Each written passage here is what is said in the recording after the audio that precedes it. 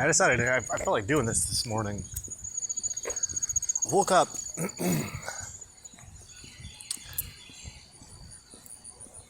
I don't know, man. So I've been on this kick. I've been feeling a lot with I got a thing for Jews.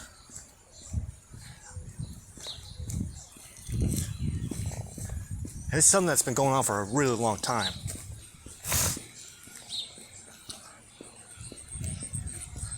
But over the past couple of years, it just revealed itself to be more plausible than I had originally expected it to be.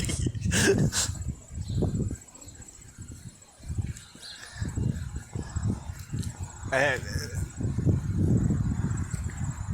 back in my old life, I used to have this thing for Jews, especially Jew women, and it always kind of like was sat in the back of my mind. I feel like I'm part Jew, and over the years, over these past couple of years, once I learned that I resonated with mysticism and spirituality in a fucking really bizarre way. Because the more that I learned about it, the more that it started to put parts of my mind to work that were just being criminally underutilized throughout my life, but then at the same time, these were parts of my brain that I didn't even know were fucking there. So, I found calling. Calling found me. It works both ways. That's how I see it. Because a lot of what I was learning, a lot of the books and a lot of the videos, a lot of the people that I meet, I didn't go out of my way for it.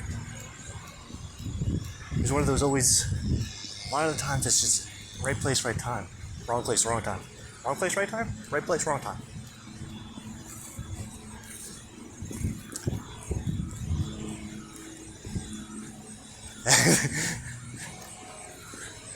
And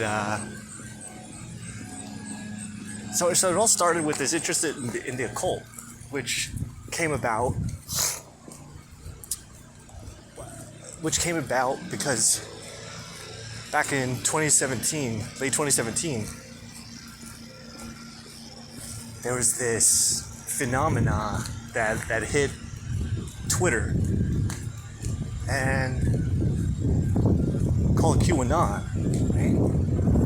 It's a whole big fucking thing that was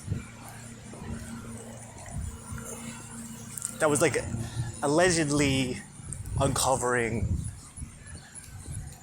deep, dark conspiracies within not just the American government, but just the ruling systems throughout the world. The focus was on America, but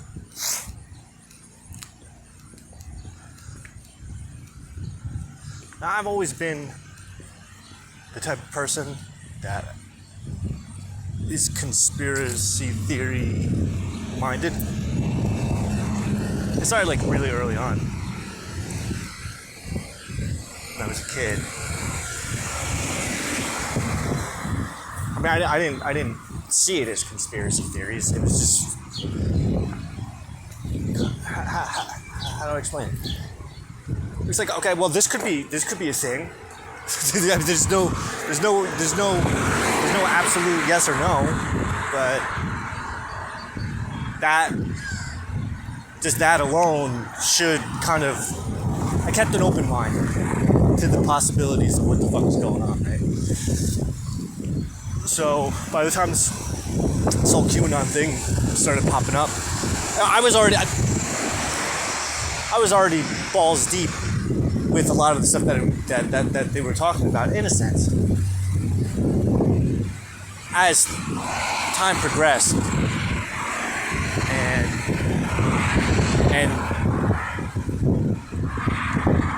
they were saying things that they were saying. It's like, oh, okay, yes. Oh shit.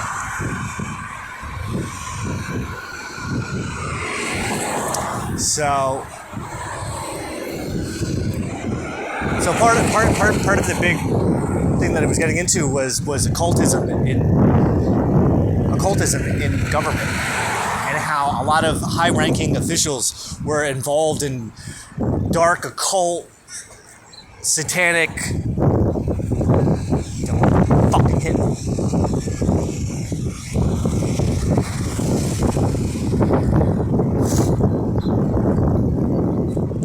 Every time I cross this little intersection, there's always fucking people. More often than not, I get across without any bullshit going on, but once in a while there's a motherfucker that's not paying attention and almost hits me. It's happened 3 times in the past couple months. So I have to be a little more vigilant when I cross this fucking street right there. There's one fucking...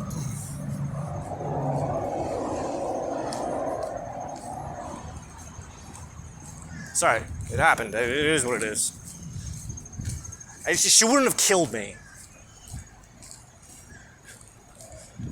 It wasn't going to kill me, but she would have...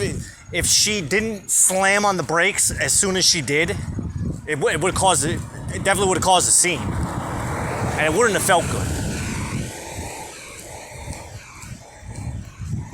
But yeah, the more I dug into... Once the QAnon stuff started to grow, I had this... I got really interested in the occult aspect of what they were talking about, so I kind of went on my own little route. Because it was fucking interesting. I wanted to know what this whole Satanism thing was, because I started to realize, like, Christianity isn't the oldest religion in the world. Christianity came from Judaism. So Satanism must be some kind of... has to, in some way, shape, or form, come from Judaism or wherever the fuck Judaism came from. I didn't know the things. I wasn't really too learned on that side of history. My family was never religious in that sense. We didn't go to church. My father's mother was a woman of Jesus. She loved Jesus. She loved the church. And one of my father's cousins was a priest. So it was in my family. My father wasn't a religious person. He had his own thing. We never really talked about it.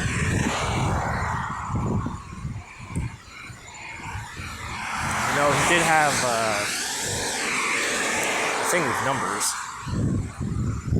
We only talked about it a couple times. It wasn't really like we'd have these long sit-down conversations. It was more like, hey, pay attention to this, because this is going to be important. Okay? It turns out he was right. He was totally right. It took me about fucking 30 years to see it, but I wasn't wrong. No, it was more like open-minded atheism. Since, like, I've never been religious. I'm not a religious person. I mean, I am that religious. My religion is my own. Like, I have my own religion around me. That's a thing. But that doesn't mean that any of the other ones are wrong. They're all part of the same thing. One of my favorite things to talk about is religion and politics. The religion of politics, the philosophy behind religion and politics. I'm more of a totalitarian type. I like the ideas that are thrown out in the Protocols of the Learned Elders of Zion, which is claimed to be one of the most anti-Semitic books ever. But, and that's not why I love it so much, because I do love Jews. I think that they're amazing. I'm glad for them, because otherwise we wouldn't have any fucking other history to go off of. I mean, it's not true, but theirs is at least somewhat reliable. I mean, unless you think all Jews are liars. But I've just come to learn over my life that there's a higher power, there's a higher intelligence, at least for me. I can't speak for nobody else. I've seen enough and experienced enough in my own life for me to realize, of course there's a God. I'm so sorry for denying you for so long. Now, I'm not saying Christian God, but even though he's there.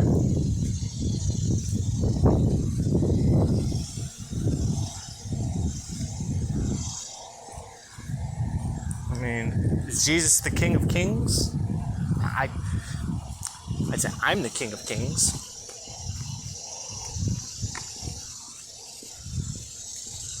He served a purpose, though. I mean, he did serve a really good purpose. I watched The Passion of the Christ just a couple weeks ago, about 3 weeks ago. And it was one of the most painful experiences ever. Not in the sense that I didn't agree with what was going on. Well, I felt it. I could feel it. I could feel what he was going through. And I got a better understanding of why he was going through it. It spoke to me more now than it did when I had saw it the last time, which was a long time ago. But that's because now I've at least did some studying with Gnosticism and have an idea of the non-canon Jesus. Not just the guy who is performing mystical, magical miracles from the Bible, which, as a matter of fact, like I don't know if anyone actually read the Bible because he wasn't really doing magic. He was just doing some things.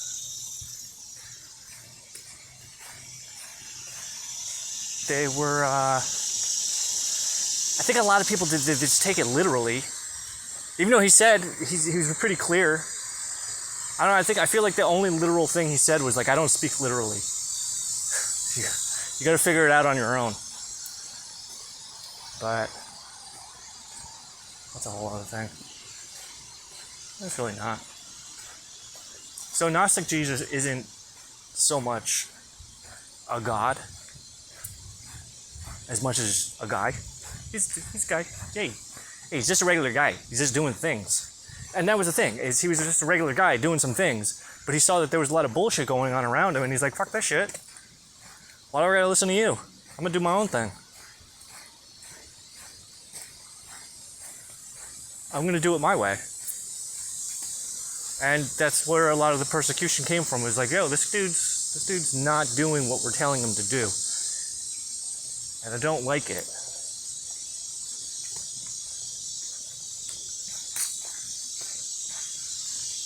So let's teach him a lesson and make him not do the things. And in doing so, scare the shit out of anybody who might try to do the same things that he's doing. Can't have people standing up for themselves. We definitely cannot have people thinking for themselves. Because people need to be thinking the way that we want them to be thinking. And this is the way. And that was really what his biggest sin was. Thinking for himself.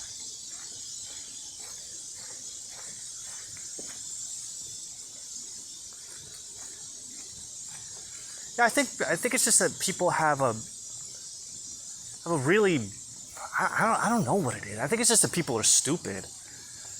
And when they look at the Bible, or they just take they look at it the way that they want to look at it, or the way that other people present it to them. They demonize it in a way that other people demonize it. People don't really have too much original thought when it comes to like debunking the Bible. Well, I don't understand why you would want to debunk it in the first place. I mean, it's cool. It's fun to say that none of this shit's real, even though you really don't know.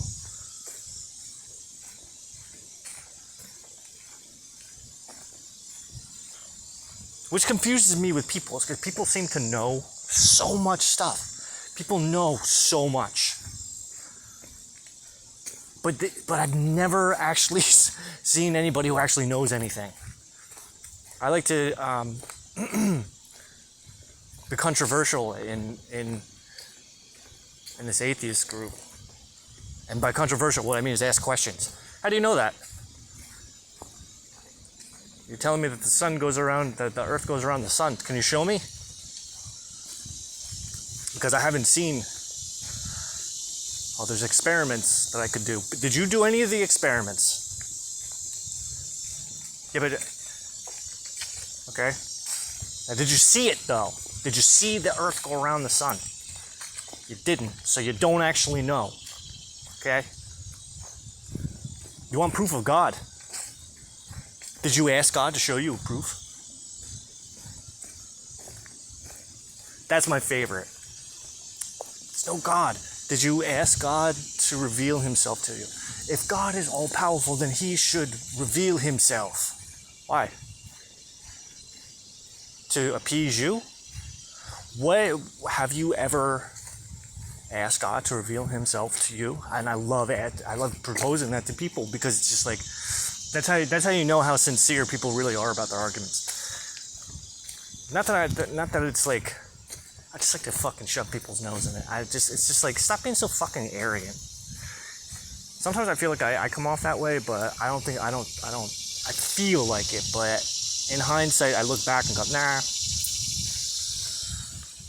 Because this is the thing, like, God, can you just show me a sign to something that I would be able to recognize, to show me that you're there? I think people just don't like the God word. Are you familiar with programming? The computer program? There's a concept in programming. It's called variables. If you've ever done any kind of coding or programming, you will have heard of a variable. Even math. In math, there's these things called variables. And what a variable is, it's a container for value. Right? So, what's algebra? Just popped in my head. 1 plus y equals b. Solve for b. Okay? Well, you idiot, you can't even do that. Yeah, you can. So 1 plus y equals b. So if 1, let's assign y the value of 2. So right now, y equals 2. 1 plus 2 equals 3, which would mean that b equals 3. It's a variable, it's not set. So b, the value of b is dependent upon the value of y. You can change y to 3, and then b becomes 4. You see what I mean? But now, that's a really basic way of looking at it. So you go in programming, in computer language, a variable can be either a number, it can be all sorts of fucking different types of numbers. It can be an integer, it can be a float number, it can be a string. What the fuck is a string? A string is an alphanumeric sequence. It could be a word. Like you define what the variable what the variable's value is.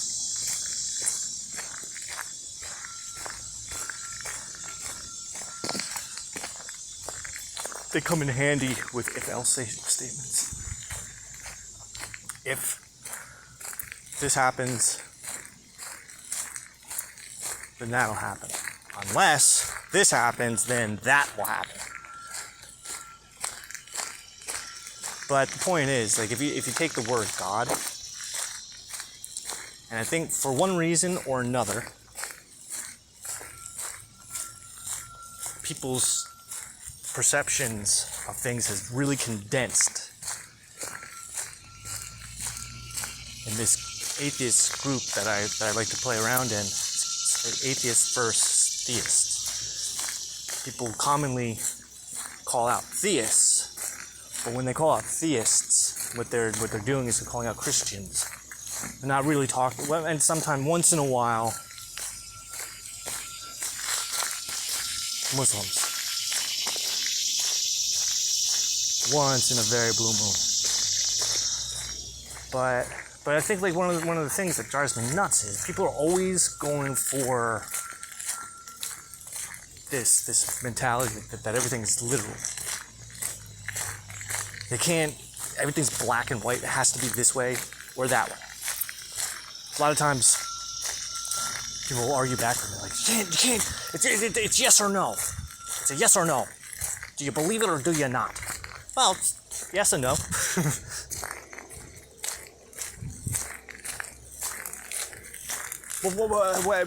When do you take it literally and when do you not? Whenever it feels right. That's up to you to decide.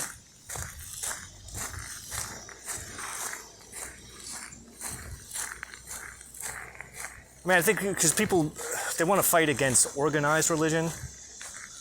They don't recognize that there's such thing as like disorganized religion, where you can kind of like make a fucking potpourri of things. In witchcraft, it's called eclectic witch. So in witchcraft, there's lots of different types of witches, right? It's not just Wiccans or I think that's what most people think when they think of witches, but it's not just that.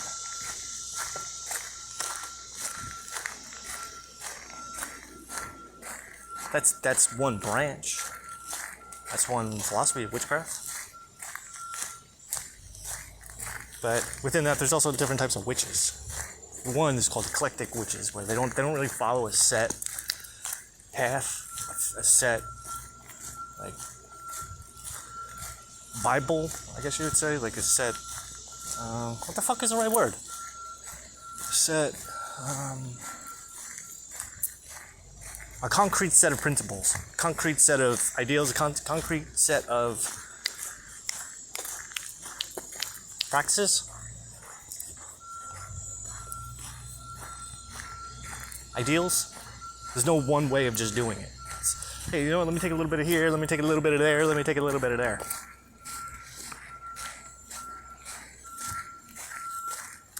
Let me see what this person has to say, because it's not all bullshit. It's basically, let's not throw the baby out with the bathwater type of ideal. What makes a witch? What makes a witch a witch? Well, I think that's the fun part with it, is that, see, so when I think of witchery, I think of it like almost as the opposite of Judaism.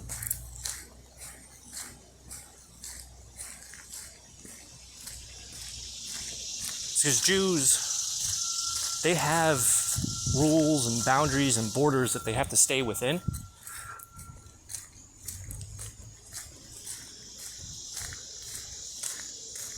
But before that, there was a time when there was magic that lived outside of rules and boundaries. There was kind of like no rules.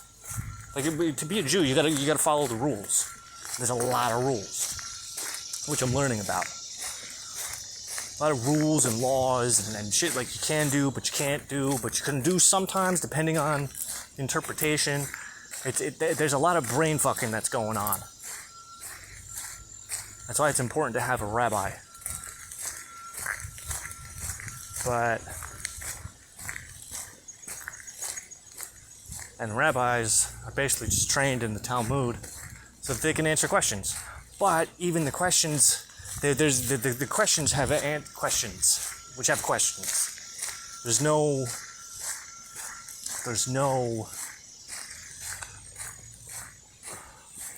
absolutes. I mean, there is and there isn't.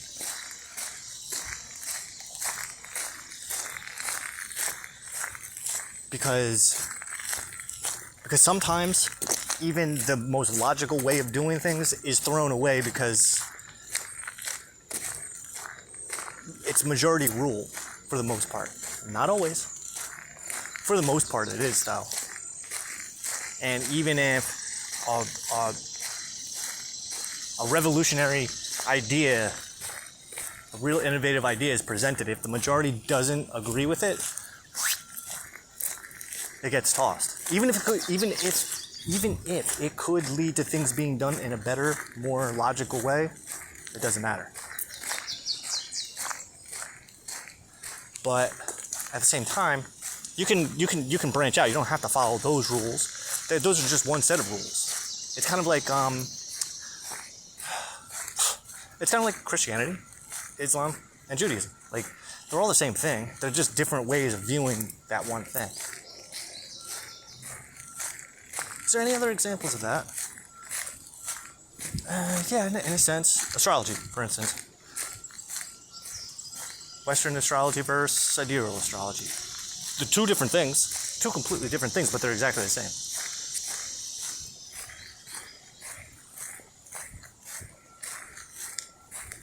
You have heliocentric astrology, you got geocentric astrology, you got dragon astrology, you have evolutionary astrology. They're all different, but they're all the same. It's just you're looking at the same thing through a different lens, different perspective. So you're looking at it from behind instead of looking at it from the front.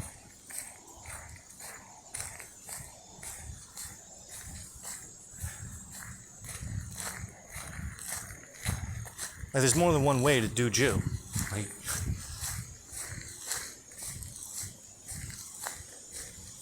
you don't have to be a Hasidic Jew to be a Jew.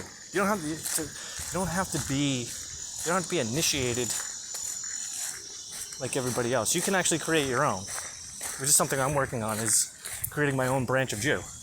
I call it the Unorthodox Jew Supreme. Ultra Unorthodox Jew Supreme.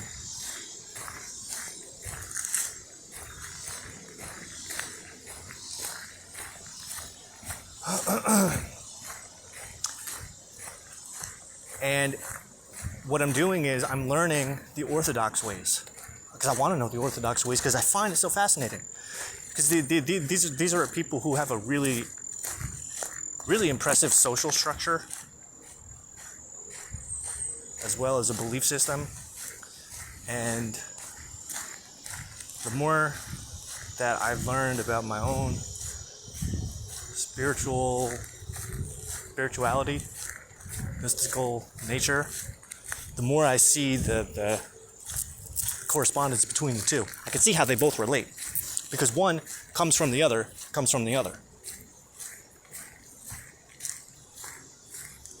Not everybody is capable of seeing the mystical side of things, but look at Star Wars. Not everybody had what it takes to be a Jedi. You know what I mean? Not everybody could do it. Not everybody could see it. Not everybody had the time to focus their attention and energy onto it. Anyone could do it. I mean, if you invest the hours, of course. Mysticism is just like any other fucking branch of anything. You get out of it what you put into it.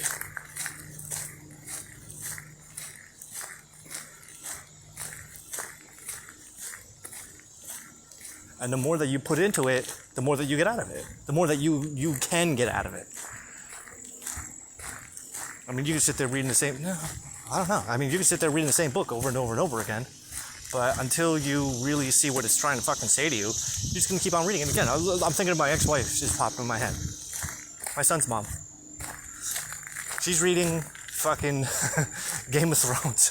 the Game of Thrones series for like the fucking 100th time.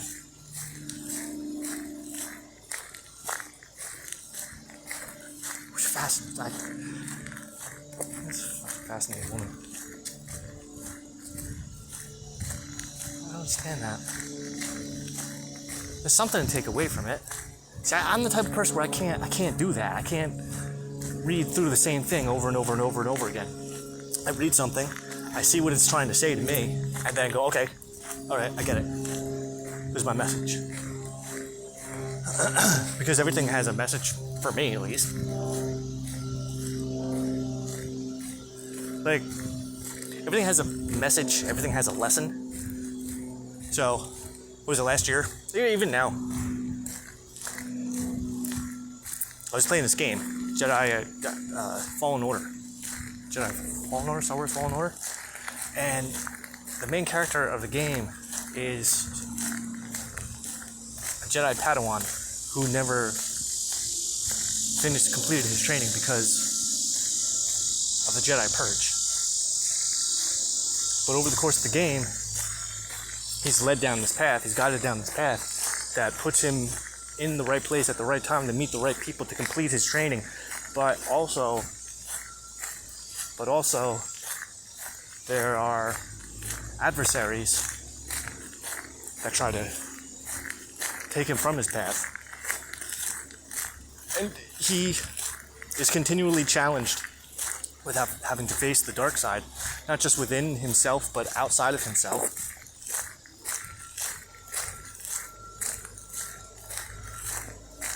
Now, when I was playing this game,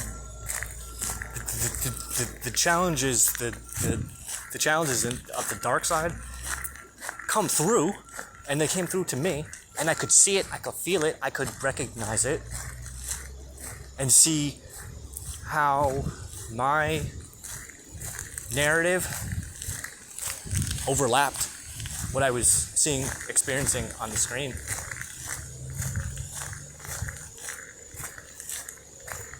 I could recognize the lessons that he had to learn, the challenges, obstacles that he had to overcome, because it wasn't just physical stuff, it was also emotional and mental and spiritual at the same time. And that's where the real overlap was, because I could relate to the concepts that went beyond just the literal story. Oh, there's guys fighting an inquisitor. Yeah, but what's going on behind the story? What's going on behind the scenes? Take the take the pretty picture off, and what's it telling you? What's it showing you? What's it showing you about yourself? And that's where when I dive into things like that, that's kind of part of the work of it, because I was playing a game. It's not a fucking game. That was a job. That was a job I was doing. It was a research project. What can I take away from this? Why is it that I feel that I have to do this? What is it trying to show me? What is it trying to tell me? What is it trying to tell me about myself? What do I need to find out about myself through this?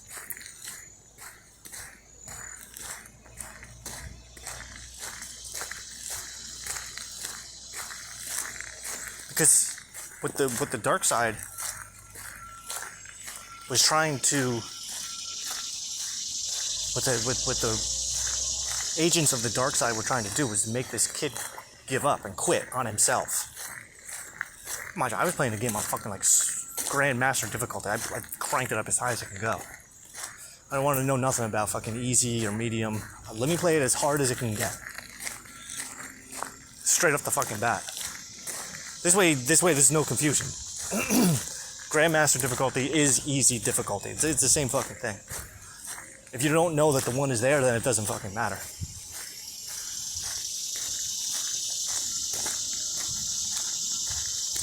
But I can remember this one time you're facing off with this Inquisitor. So like, Inquisitors hunt down Jedi. They're trained in the arts of the Force, but the dark side. They're trained in the dark arts. And this boss battle was incredibly difficult. It was so fucking hard. It made me, like, I wanted to fucking just give up. But she taunts you while you're while you're fighting too, trying to get you to quit, because the point of the game is to get you to quit.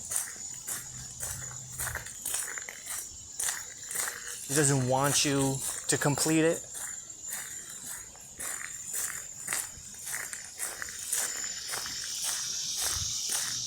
And playing the game on that hard of difficulty, you can kind of see the point that she's making. She, the Inquisitor's second sister to she. Because playing it that hard, I'm not good enough. I can't do this. This is too hard. I don't know what to do. I keep making the same mistake over and over and over again. Kind of like Dark Souls. If you ever played Dark Souls, first time you play Dark Souls, you get your ass whooped. That's the point.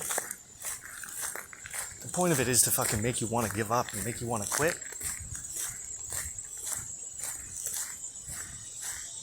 Because the idea is to really play it. What you have to do is you have to be patient as fuck. Get your ass whooped a million times and see what the hell's going on, so that you can improve.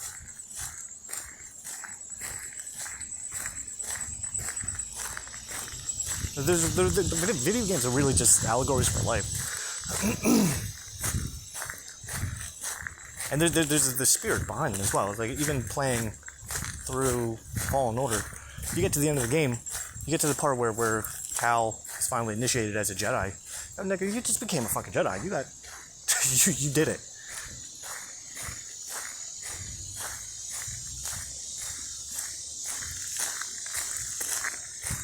It's not just the game character that's becoming that fortified. It's also yourself. Myself. I can't speak for fucking nobody else.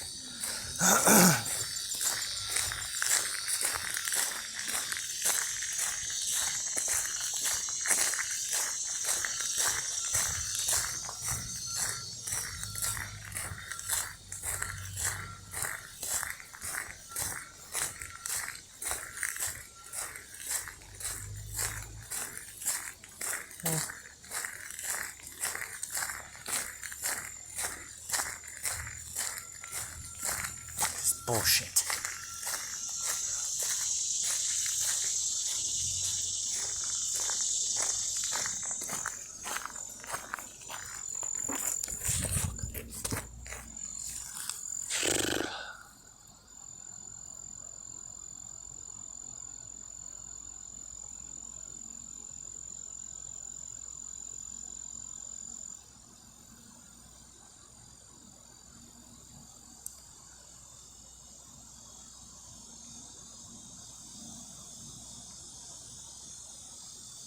So I think there's messages in everything.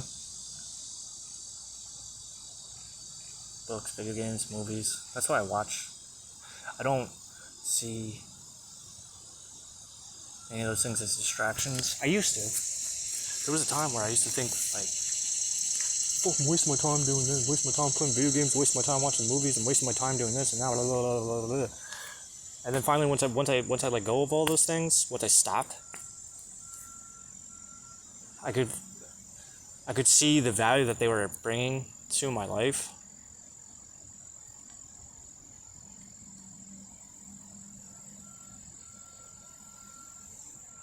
Because I can relate to the experiences themselves. Like, okay, well, I get why I needed to devote so much of my life to playing video games. I see why I needed to devote my life to studying conspiracy theories. I can see why I needed to devote my life to magic and witchcraft. I don't know why I'm separating those as two different things, but... Well, I see there's... and spirituality and mysticism. How about that?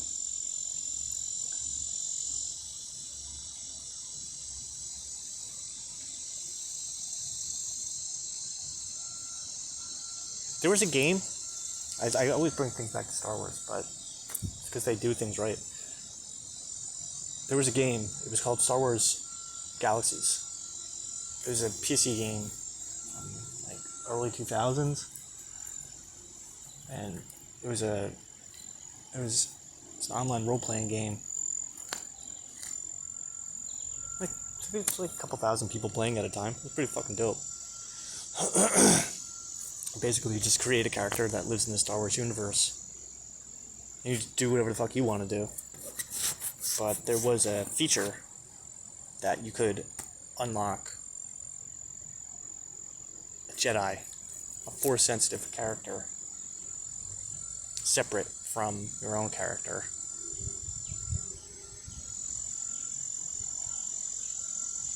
Because the timeline of the game took place when the Jedi were being hunted, so there was no Jedi Order anymore. So they in order to keep the Jedi population down, you had to perform specific feats in order to unlock a Jedi character, which wasn't fucking easy. It took me a year and a half.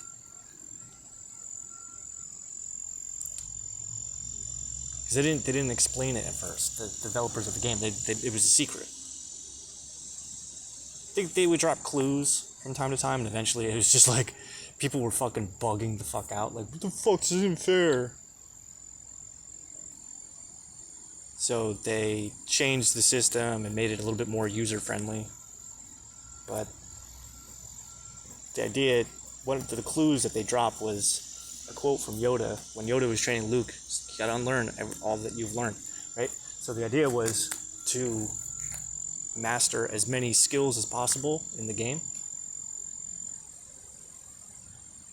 to play in as many different variety play styles as you could, because there was a set of jobs that you could do. Jobs, what do I mean? Classes. You can be an artisan, you can be a soldier, you can be a medic, you can be a entertainer, you can be a marksman, or you can be a martial artist. And when you progress through those skill trees, it would unlock new jobs. So you can play as a medic, but then the more that you level up your medic, eventually you can become a doctor, you can become a bio-engineer, you can become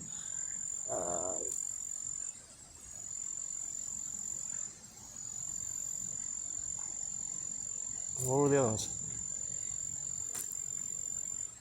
Well, it depends, because then you can even mix and match too.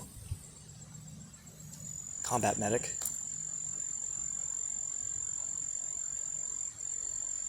You can become a genetic engineer, also, and create things, create life.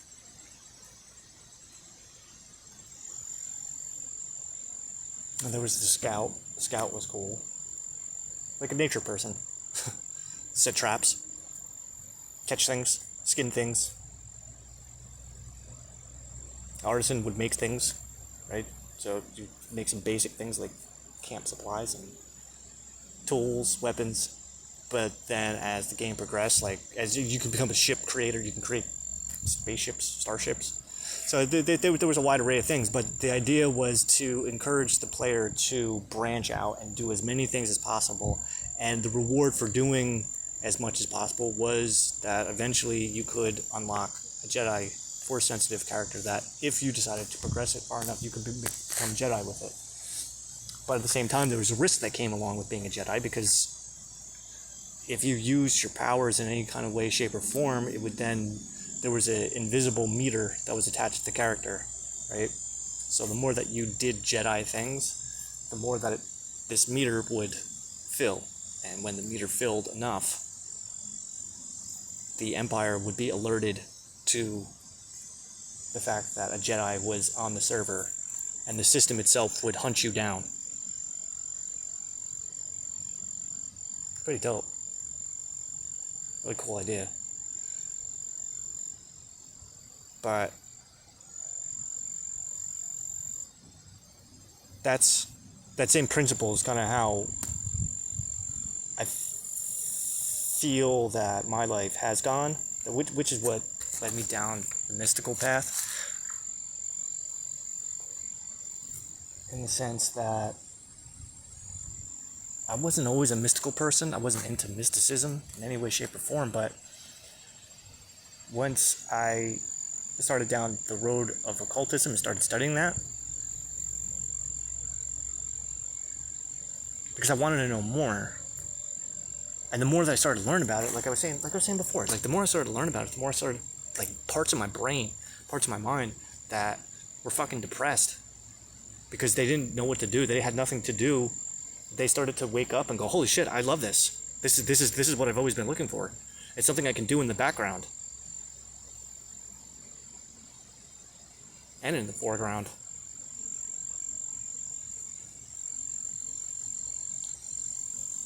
And then the more that I practice and exercise these parts of my brain and learn these new techniques and ideas and develop these ideas and develop these parts of my mind, the more that I started to realize that the things that I was looking for were literally right in front of my face, and they were fucking screaming, going, hey, look at me, look at me. But I didn't have the eyes to see it at the time. It's like in the Bible where Jesus is like, he gives a lesson, and he's like, let those who have eyes to see and ears to hear. And what he's saying is, you're not going to get it unless you can see unless you can see it. You're not going to. It's going to go right over your head. It's just like Braille, right? Braille's the first thing coming to my mind, or even sign language. You can watch someone do sign language, but if you don't know what the fuck they're doing, it just. You don't know what the fuck that means. Right? How is it?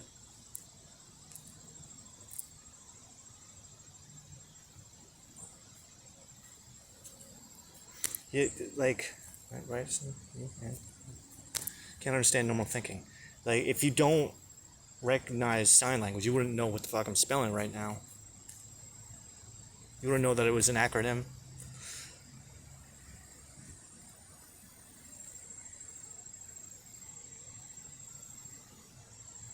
Like, you can't see it. Like, it's, what? What is that?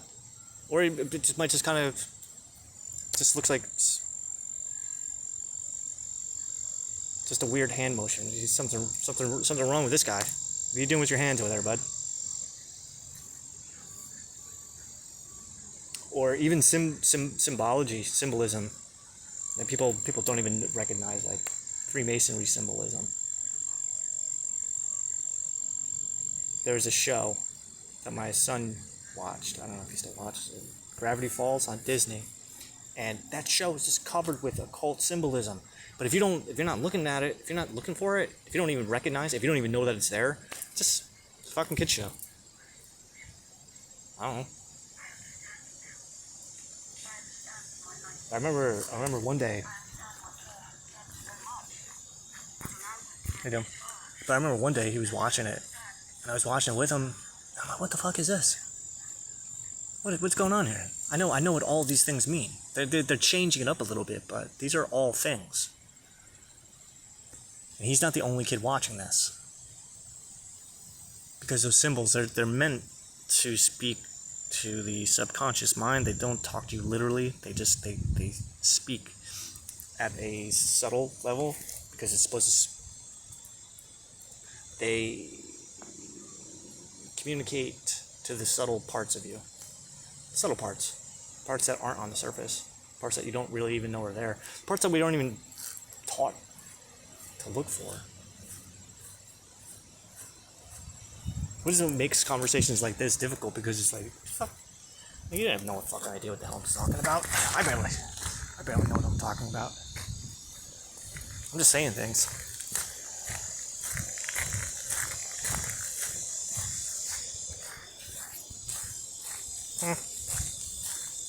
That's not fair. Well, I know exactly what I'm talking about. I'm just practicing with my words.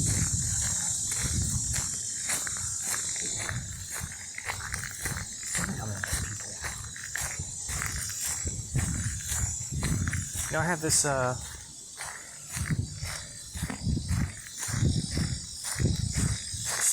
scratch for a minute.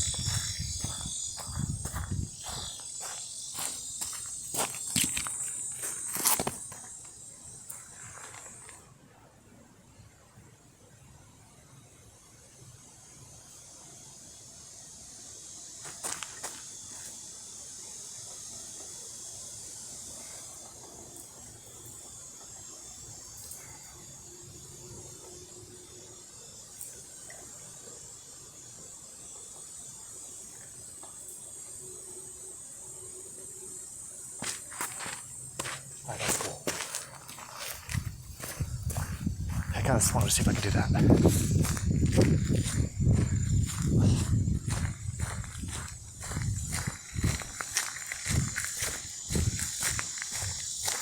No, I laughed. I was laughing earlier. Part of the inspiration for me coming out, even recording this, was because I have this. It took me a really long time to actually be secure with myself and feel confident. Self-confidence has always been an issue of mine. Probably shouldn't have been.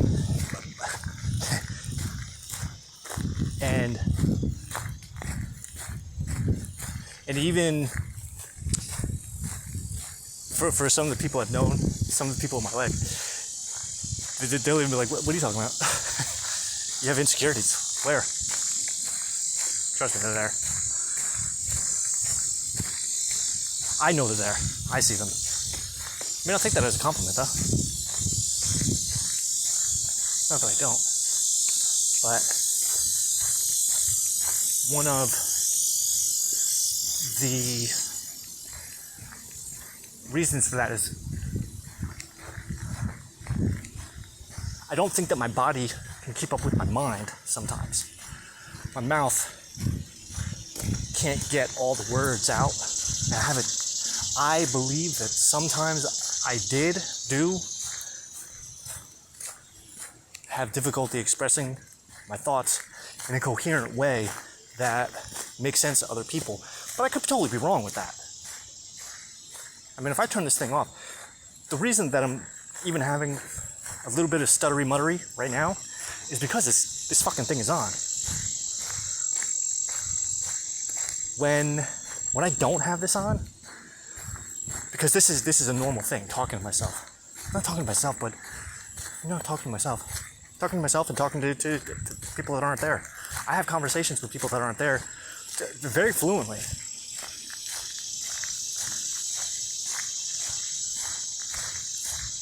Why is that? Because you're putting on a show? Being performing? Stage fright?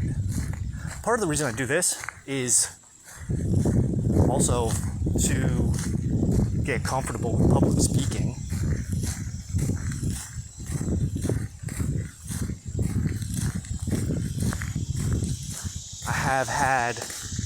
I have ambitions of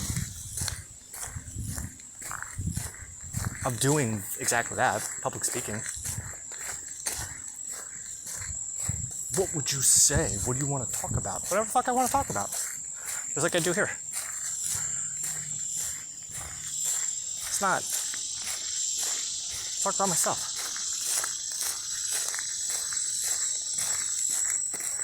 Talk about how fucking great I am. The fuck does it matter? What else is there to talk about? They fucking repeat the shit that other people talk about? Why give a fuck?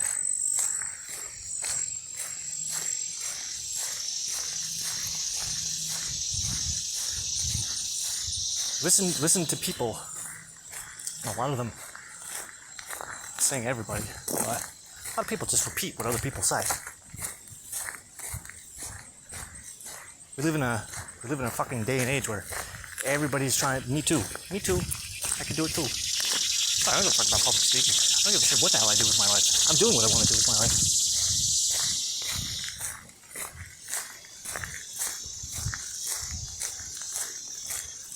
So everybody wants to appease the crowd. I want to say the things that you're interested in. You tell me what you want me to talk about. If this kind of content interests you, you just leave a like and a comment below, and I'll keep making more of it, because that's what you want. The fuck do I care what you want? If you start playing music for the crowd, you're fucked.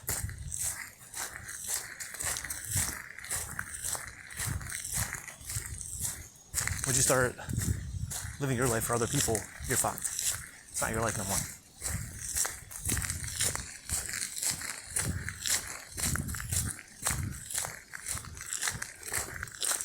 People pleasing. That was my uncle and my brother last weekend, and my uncle's buddy came down, and they were going to the strip club. They invited us to go with them. I don't normally go to those places. I fucking can't stand it. The fucking girls, they hated me. They fucking hated me. But that's because I'm not looking. I'm not giving you my attention. I stared at the floor the whole fucking time. Listen. There was a couple cute girls, and yeah, I couldn't help noticing that there was boobies fucking bouncing around. So yeah, my eye fucking catches it and goes, It's been a while since I saw one of them. But for the most part, I just kind of kept my attention to myself. Even when the girls tried talking to me, I was like acting like an asshole. I don't know. What do you want? It's an inauthentic conversation. I'm only here because he's my ride.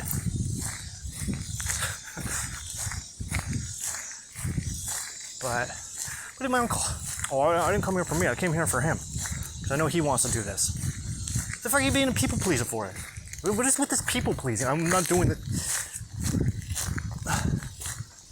I do this for them.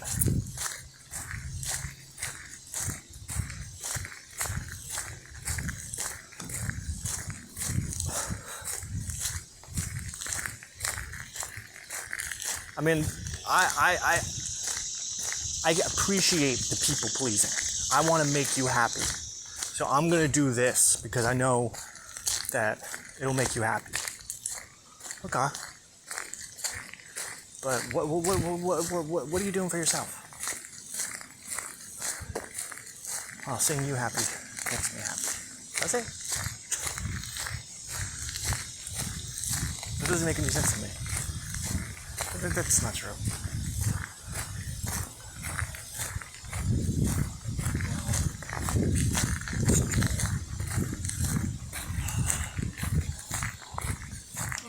Morning.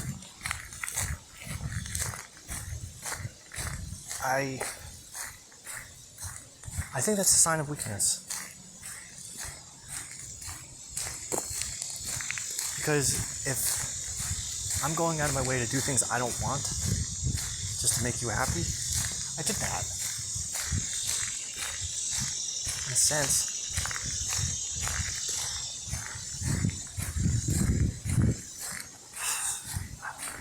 I don't know if I have that in me. I'm not a people pleaser. I don't like it. I'm actually quite the opposite. I feel like I intentionally go out of my way to not please people. I do what pleases me, and that's supposed to be a bad thing.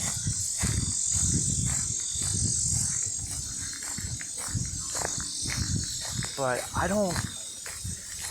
There's something with people. You give people... That saying is true. You give an inch, if people take a mile. I'm no different. I will take what I can get. But at the same time, I give, I have, but I'm also really observant in watching how people will take and take and take and take and then expect.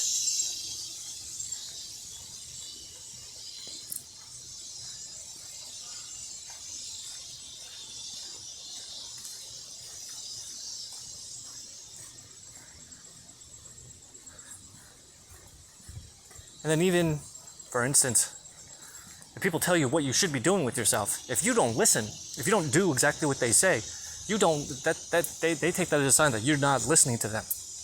Oh, he's not listening. I didn't know my job was to fucking listen to do exactly what you were telling me. I didn't know that you were my boss. I'm not your boss, I'm just looking out for you. How are you looking out for me? How's that, by the way, how does that advice that you're giving me, how's that working out for you? My uncle is giving my brother and I advice. My uncle's a very intelligent man.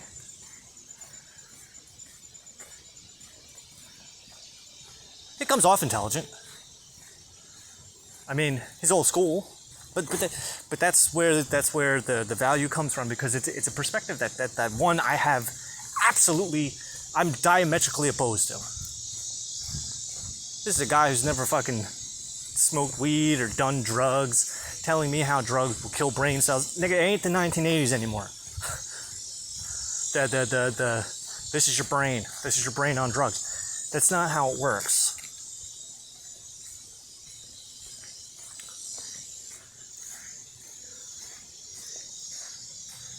Getting a job that has a nice pension to it, it's cute. It's a cute idea for people who don't want to do anything with their lives. I mean, because there are people like that. There's nothing wrong with it. I just want to do my job, go home, get my fucking money. I don't need to be changing the world. Some of us do, though. I need to make a fucking impact. I need to fucking make a crater into the side of the earth that fucking wipes out the dinosaurs.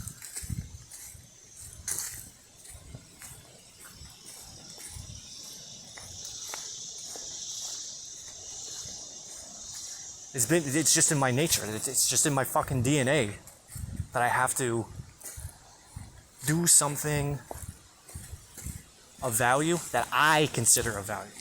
Something that I consider a fucking impact. It doesn't matter to me what people think. And it does and it doesn't. You know? It's not absolute. Because of course I want people to like me. You shouldn't care what people like. You shouldn't care what people think. You should absolutely care what people think. How could you do that? Weren't you thinking about how that would affect other people? Don't you take other people's feelings into consideration? Yes, of course, all the fucking time. So much so, I think about people's feelings so much that I actually feel things for them. I feel what I think that they're feeling. What I believe that they're feeling. And not even just the one thing, but the whole fucking, the spectrum. I'm so sensitive that I put my feelings second sometimes. I put my feelings on the back burner so that I can experience what other people are feeling. I can feel people hating me, and I can feel why they are right to do so. I can feel like a victim. I can feel like prey to other people. There are few things that are as terrifying as the sense and feeling of being the target of other people. To feel weak, to feel that other people can overpower you, like that's a fucking terrible feeling. And to see the joy, that the fear of the excitement and joy that other people get from my persecution, like to feel that, fuck. But yeah, yeah, I think about other people's feelings. I could see how me being wrong, how me being the bad guy could make people feel better about themselves. Thank God we were right. Thank God he was exactly who we thought he was. But at the same time, I look and say, fuck no, absolutely not. I will not be who other people want me to be. I'm going to be who I want to be. Which is what Gnostic Jesus from Passion of the Christ was teaching. Don't be who other people want you to be. Yeah, nigga, you say you're gonna stand with me. I don't think so. Trust me, because where I'm going, you don't want the shit that's gonna fall on me. You don't want the beating that I'm gonna get. You don't have it. You don't have what it takes to take the beating that I'm gonna get. You don't have what it takes to take the beating that I've already taken.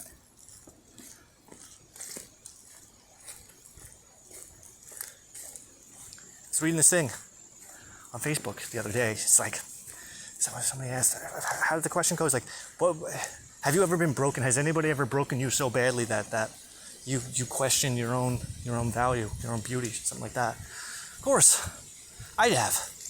I've broken myself. I've had to. Now, when I see people put me down, people put me down, trust me.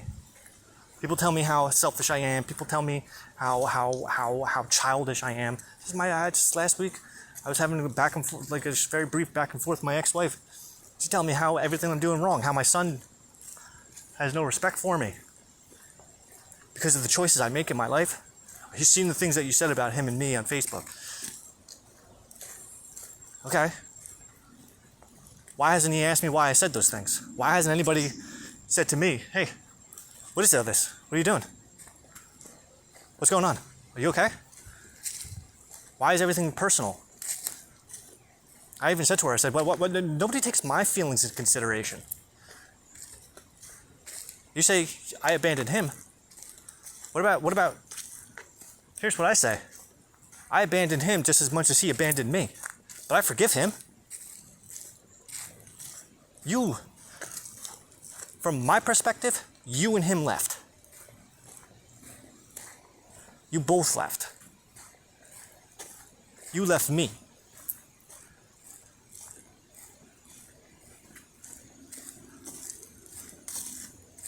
You asked me to come back and stay at the house, and the reason I said no was because I had to stand at one. Well, it was more than just one reason. One, you decided to leave. You told me you were leaving. You made your fucking bed, now you lie in it. Two, just like every single other time that I saw you relapse, I told myself, this is the last time. This is the last fucking time. She's done. This is the last time. And every single time, I fell backwards, or felt that I was falling backwards. And I took you back. 7 fucking times. This last time is the last time. Ain't doing it again. I'm better than this. I deserve better than this.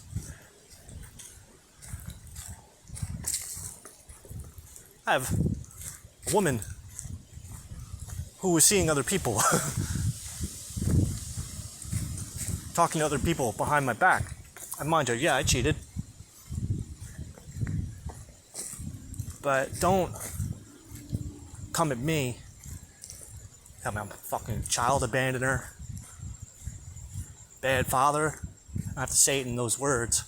I can read between the lines.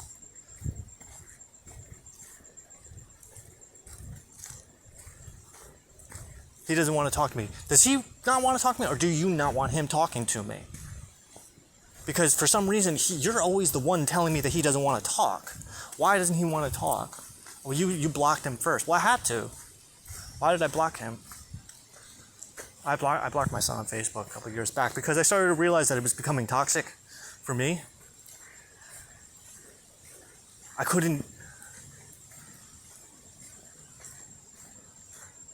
felt that I needed to disconnect myself from him. Because, one, we weren't even talking. Two, I felt like I felt like what I was doing was hurting him more than it was helping.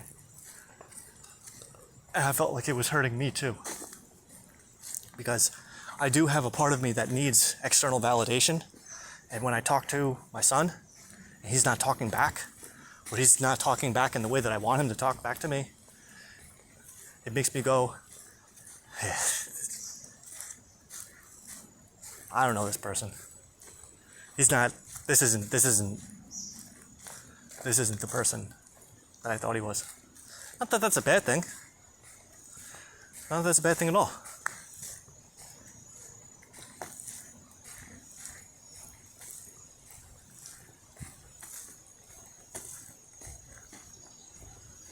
I respect his individuality. I don't really know what his thoughts on me are in the first place. I know what his mother's thoughts. Well, I don't really know what her thoughts are. I know what she says. I know some of what she says, but I also know that we're not so simple creatures where the things that we say are the only way. It's not that way. Or maybe it is with some people. It's just not that way with me. I could say something right now. Yeah, it's true for the moment, but once I really think about it, once I get it out of me, and I start to think about it, no, that's not entirely true. I mean, it's not entirely not true either. I mean, there's bits and pieces of it. Don't throw the baby out with the bathwater. A friend of mine once said to me, the parts you hate about yourself the most are the best parts about you. Doing that kind of introspective work and really finding the parts that you hate about yourself the most and then breaking them down and seeing, okay, well, what do I really like about that? Like right now, something that my son's mom likes to remind me of. 43-year-old man. I live with my mom. I work for myself. So from the eyes of an objective party, my entrepreneurial ventures didn't take off the way, aren't successful.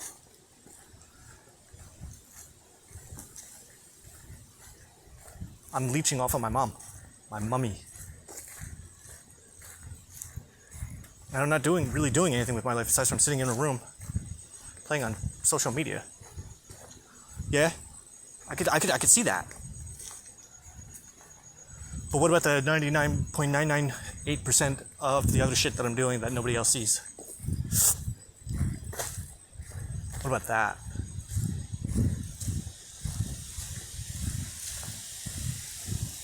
Like, should I listen to you? Should I give up and go, you know what, she's right. She's right, I should go get a job. Actions speak louder than words. As we say in Westeros, words are like wind. Yeah. But we have to actually take action in order for that wind to make the wind blow. Things have to happen.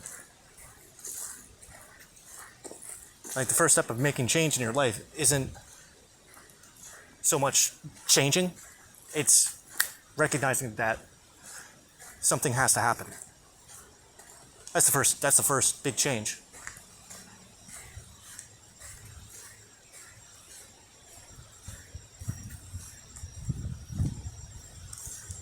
Well, I don't have to talk about astrology and the magic like I thought I did. I know it. I know it in my language. I know my language, how to speak it. I know how to do it. I know how to read it. I know how to see it. I know how to feel it. Fuck it.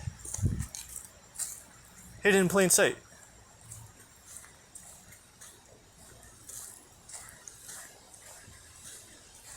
My ex-wife is the dark side. She's the second sister. Trying to make Cal Kestis give up on himself, on his friends, on his dream, on his mission, on his quest. So is everybody. So is everybody that I know. I remember about 2 summers ago, a friend of mine called me up. Fucking so pissed. Have you been working? What? Yeah, I've been working. Have you been working? Like, that's all I do is work. I work all day, every day. Just because I'm not working a job doesn't mean I'm not working. I even went so far as to form a business entity, so that I could withstand all of the attacks. And people may not look at it that way, but oh my God, there's a reason why people say don't tell other people what you're doing. Keep your shit to yourself. And there's a good reason for it too. Because when you tell other people, no one's going to be excited about what you're doing as much as you are. Not to mention the fact that there are going to be people who don't want you to succeed. And it's those same people who don't want you to succeed, they're going to put that bad juju on you, which is then going to attach itself to you. And though you may love your idea right this second, but after you talk to somebody about it and you see their lack of enthusiasm for it, what's going to end up happening is that's going to infect you. And then you're going to start to question and doubt yourself. And that's not a bad thing, though. See, I come from the school of thought where my best days are disguised as my worst days. And basically what that's trying to say is that when things are at their worst, that's when they're really at their best. So when people put that ick on you, that's a good thing. When people make you question yourself, when people make you doubt yourself, that's a really good thing. Why? Because you need to be questioning yourself and you need to be doubting yourself, because you can't just be constantly blowing smoke up your ass and saying, oh my God, this is the greatest thing since sliced bread. Because you could be wrong. Not entirely. Not everything that you're looking for not everything that you're doing is that amazing. Some things need to be kind of chipped away, thrown out. This isn't working like I thought it was. It's not a bad idea. I did get some ideas. There are things I can do with the concept. Maybe just the application of it is where I need to change things a little bit. Maybe instead of applying it like this, I can think of a new way where I can apply it like that, which is completely counterintuitive, but at the same time, maybe that counterintuitiveness is exactly as intuitive as it's supposed to be. Because for some reason, even though this seemed like the right way, and I'm not saying that it was the wrong way, it's not the wrong way. It was the right way for the time being. There comes a point, diminishing returns, right? You can only gain so much experience and skill. You can only do something so much before it turns into this again, just droning on and on and on and on. You're not getting what you were getting out of it before. What that's usually a sign of is, okay, well, you know what? We've learned as much as we can from doing things that way. So now maybe let's apply that in a different way. See where we can go with it. Which is what's coming to me is my writing. I've been noticing that my writing is kind of lacking lately. It's a lot of negative. And I don't like it. Not that I don't like all of it, I don't really like where my writing has been going lately. I feel like there was a point where I really enjoyed what I was doing, but now it's more like I don't enjoy it as much as I did. And I don't know, maybe this I do like doing this. This is difficult. This is really difficult to do. Well, it was difficult. I think I'm getting better at it, especially right now. No, I can't look you dead in the eyes while I'm speaking, but that's kind of creepy anyway. I hate looking people dead in the eyes when I'm talking to them because their thoughts start to corrupt my mind.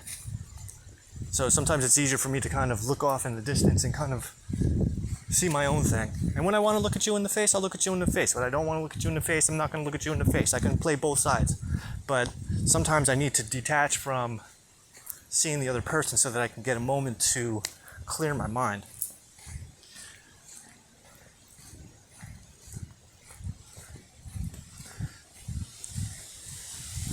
At the same time, I feel that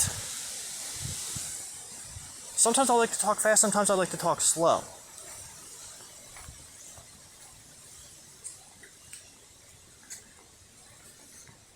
Sometimes I need to talk fast, sometimes I need to talk slow.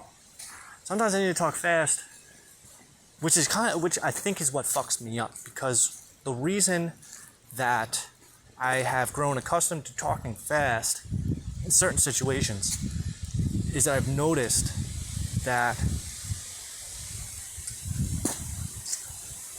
when you take a break in between words, in between a thought, that's usually a sign, depending on the person that you're talking to, that's usually a sign for them to cut you off and just ramble on whatever it is that they want to talk about. And I come from a place where I'm used to people doing that, used to people just cutting me off because they got to finish what they're saying. And for the most part, I'll allow them to do it. And I'll even tell myself,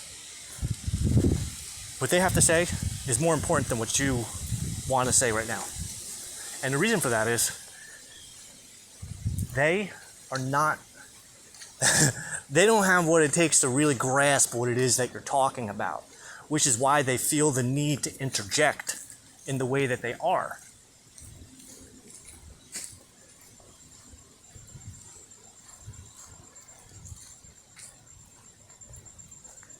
Because, believe it or not, you're a lot more intelligent than they realize. And you're a lot more intelligent than they are.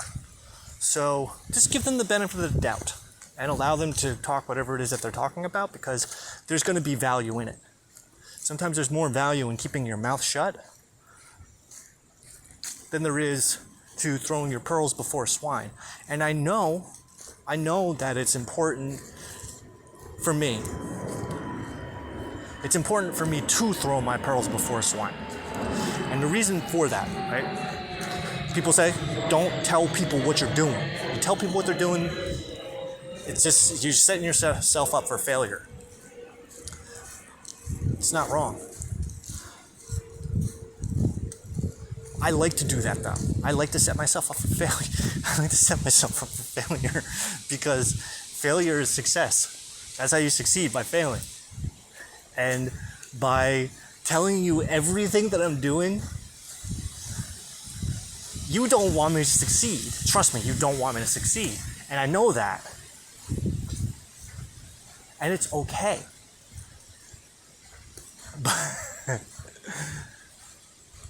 Or we'll put it this way, you don't want me to succeed as much as I want me to succeed.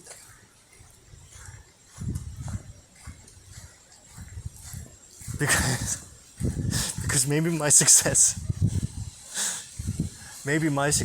is equivalent to failure to you. For you. If I succeed, then you fail. So of course you don't want me to succeed. But at the same time, right? Like Uncle Jesus said, don't cast your pearls before swine, for they will trample them with their hooves and turn to rend you. And basically what that's saying, same thing. Don't tell people what you're doing, because people are going to take a shit on it. And when people take a shit on it, they're going to make you double guess yourself, second guess yourself, and they might actually inspire you to give up on what it is that you're working towards.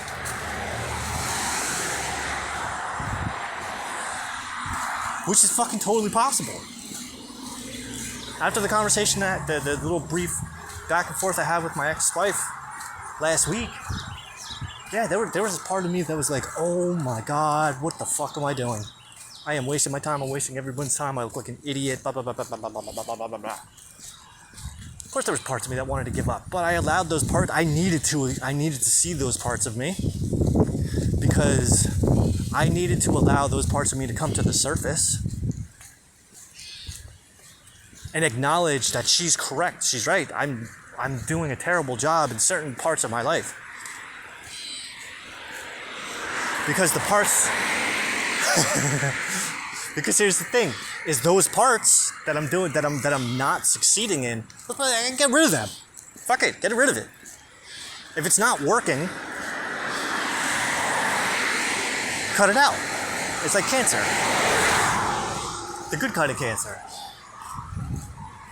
Because taking out those components that aren't working, that's creating space for what is working to grow. So of course, tell people what you're doing and expect them to not be excited about it, but don't tell them because you're waiting for them to fucking give you a pat on the back. Tell people because you want them to shit on it. Tell people because you want honest feedback. You know how sexy it was when my son's mother was, she said it like this too. I love this line. It's not mean if it's true. You're right, baby doll. Keep it coming. Keep it coming, please. Because I don't get honest feedback like this. I love it.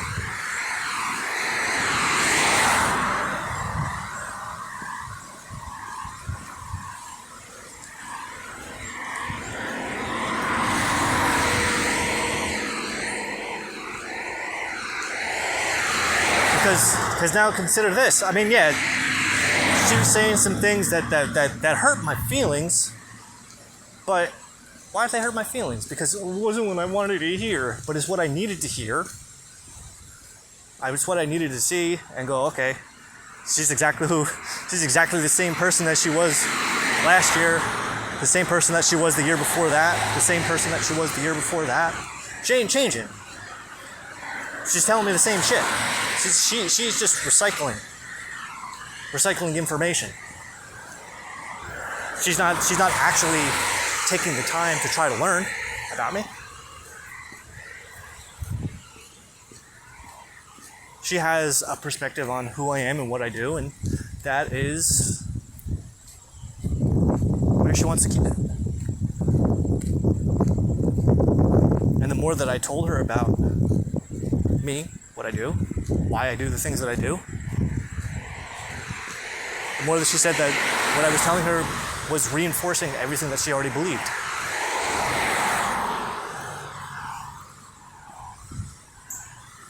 And without saying it in so many words, I don't have respect for that. I have no respect for any of this.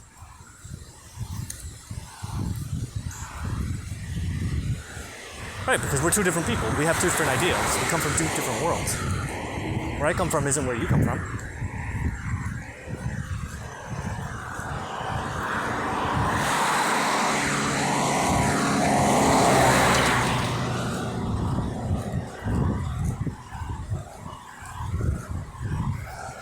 And the nice thing about telling her all the things is like I could sense the judgment, I can sense the laughing, I can sense the hate. But I could also sense the jealousy. I could also sense it's not fair that he gets to do the things. So I'm going to try to make him feel bad about what he's doing, because hopefully that'll make him stop. Because that's what swine do. They will shit on what you're doing. They'll shit on what you say to them, on what you're talking about, because they want you to be who they want you to be. And when you show yourself that you're not who they want you to be, then they have to do everything in their power to make you into that person.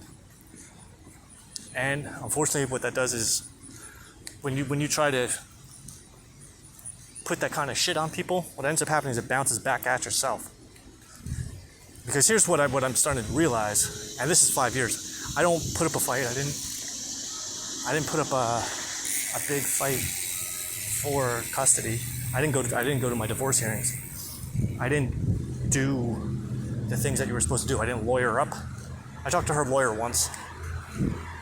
I gave him my feelings. I told him what was going on with me, and I was as honest as possible. This was fun, because I don't think he was expecting me to say the things I was saying. And I basically got everything that I wanted out of the divorce hearing without even doing anything.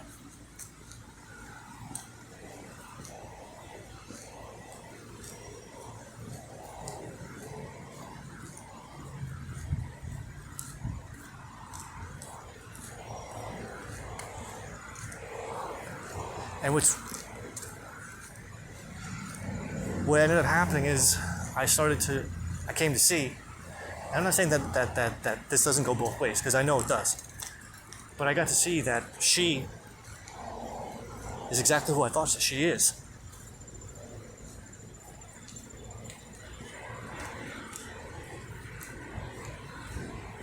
Because she's not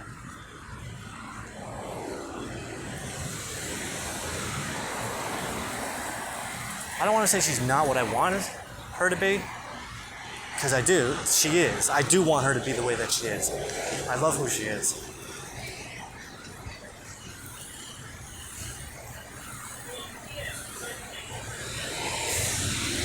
As strange as it is to hear myself say. I should be angry. Of course, I know that. I should be pissed off. I should be fucking royally pissed. I want to see my goddamn son. See this fucking kid in 5 years. 5 years, yeah. I reach out. It's not that I'm hiding or anything. I'm not my mom's. I don't know their phone numbers. I don't know where they live.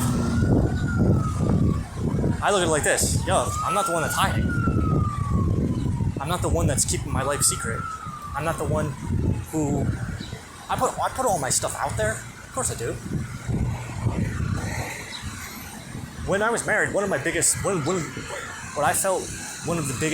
problems with my marriage was my inability to communicate, my inability to be vulnerable.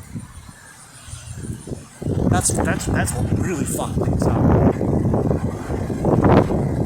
Actually, I take that back. My inability to be vulnerable and to be open was what kept it on life support for as long as it was. It wasn't until I started to open up and share my thoughts and feelings, that's when things started falling apart.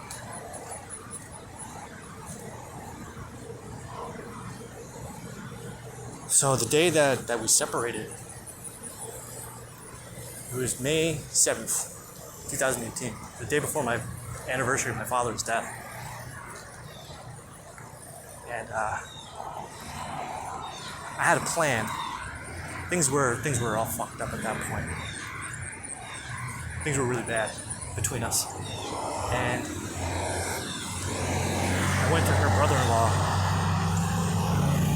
for some advice. Just to because I needed somebody to talk to.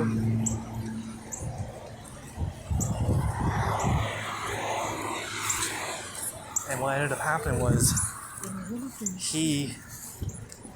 we talked, and he basically told me everything I needed.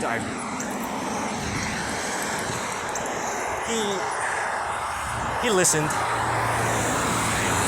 He shared what thoughts he could, but then I kind of told him what my plan was. I told him what was going through my head. I just needed someone to talk to. And he seemed like the most reasonable person, because I realized that what I was planning on doing was having an intervention with her and shaming her. But I recognized that this is a touchy subject, so it's a very good possibility that we aren't going to be together by the end of the day. So I wanted to inform her family, just let them know what I was doing, just in case. But it all backfired. One person told one person, one person told one person, who told another person, who told her. And I thought to myself, well, that didn't work out. Later on, I started to realize, well, that worked out exactly how I wanted it to, because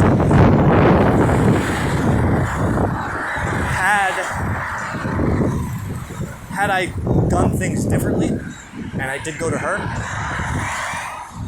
it wouldn't have ended as smoothly. Probably would have gotten a lot uglier. She didn't like the things I had to say. She didn't like the way that I saw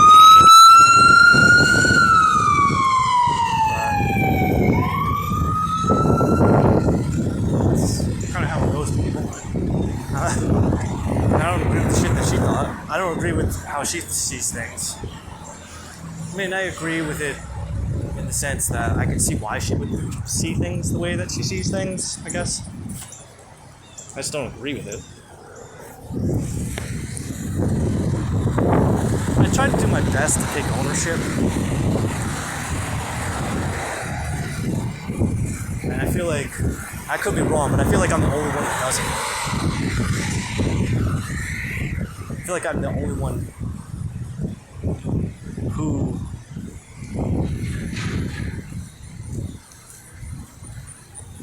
can acknowledge that I was being selfish and that I did things the way I wanted to do it because I felt like it was the best way for me.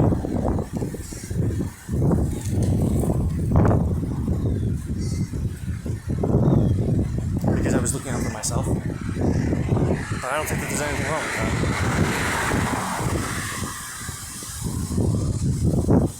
doing what was right for him, I look at it like this. The boy is half me, son.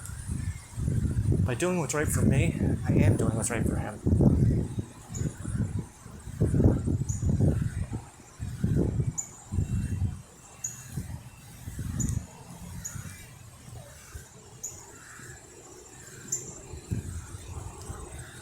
Because he is me and I am him.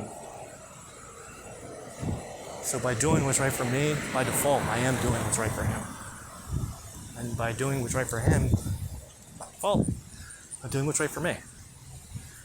Now maybe the part of him that is her doesn't agree with that. That's alright. He doesn't have to. Like I said, I'm not doing this for you. I'm doing this for me.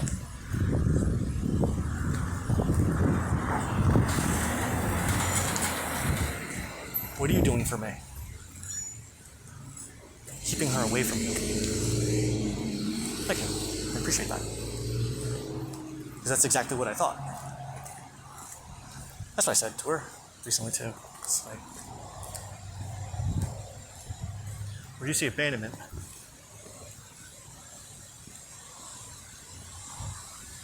I can see how he stays away from me so that you stay away from me, because he saw how triggered I get when I'm around you.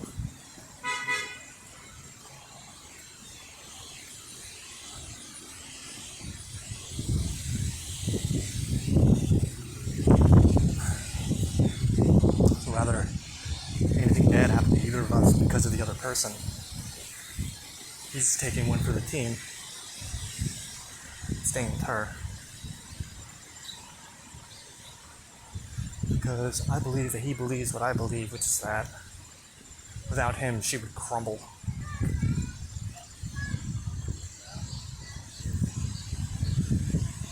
That's why I'm not really interested in taking him away from her. I do believe that if I really wanted to, I could. But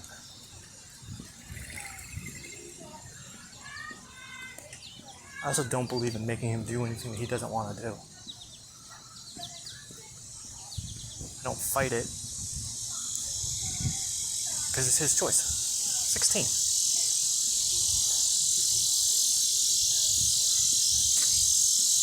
Over 5 years. You really wanted me that bad? Not hard to find.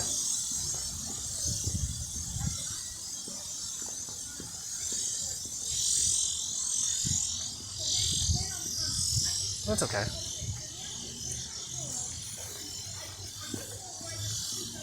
It affords me the time that I need to perfect myself, what I'm doing.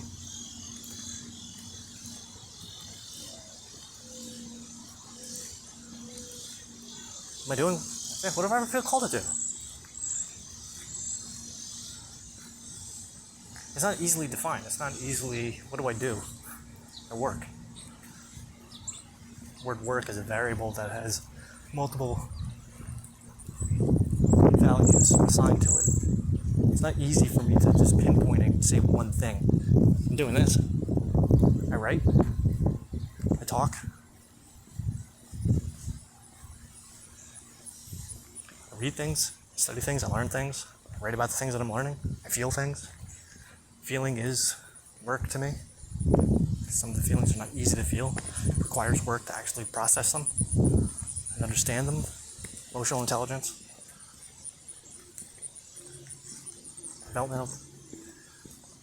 Emotional development.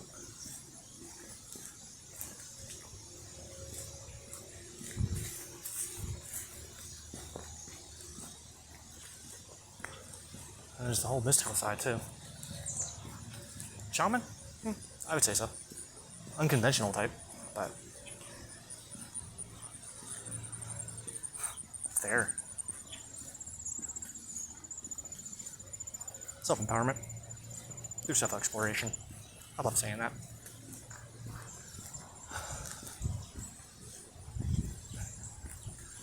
Alright, so is this hour 40? Yeah. on in a minute. My sign. No, I'm not. I'm not. I'm satisfied with the way this turned out. I'm happy with it.